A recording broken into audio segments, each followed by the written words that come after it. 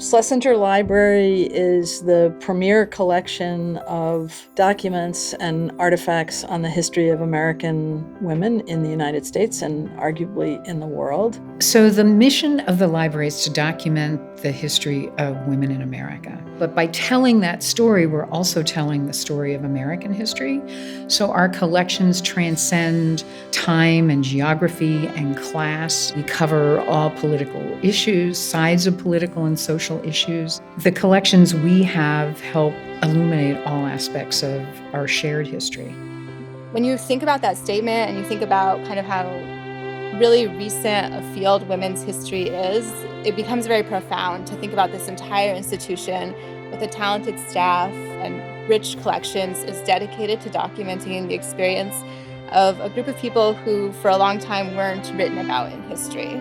This is one of the vaults that we have on site, and it is a cold storage room for archival materials. And so we have really tall shelves and aisles that are collapsible for even more space. When you're in the reading room and you filled out your call slip, we will come to this vault or one of our other vaults and locate the items, climb up and down the ladders, put them on a library cart, and then bring them back to you. We've got about 3,000 collections, and we focus on special collections, which means we're looking for things that are more or less unique in the world. An easy way to illustrate that is, letters or diaries where there's only one of it. So we look at issues of women's sexuality, we look at issues of feminism, women's rights, equality of opportunity, and who are the major players, what individuals, what organizations. Finding, identifying scholars, activists, elected officials, the woman on the street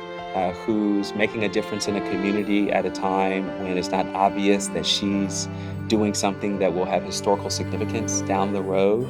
Obscure print, there are ways in which some of our printed artifacts are among the most vulnerable things. People take good care of diaries and letters and pass them down for generations, but the leaflets that announce student theater might get thrown out or back in the day might have been used to wrap fish. So rescuing that kind of print ephemera. Not just the big names that we might have familiarity with, Betty Friedan, Flo Kennedy, Julia Child, Polly Murray, but the everyday women, right, who just kept journals about what it was like for them to give birth or, what was their private experience with depression.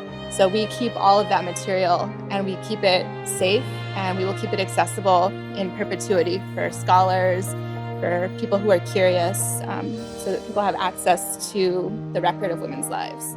I think there's just this personal connection that you have when you're in the reading room with the documents that you don't get through the computer screen. And we really want people in the doors, in the reading room, exploring and discovering. Making sure that no undergraduate leaves this campus without knowing something of the astonishing resources in special collections libraries in Cambridge and in Alston.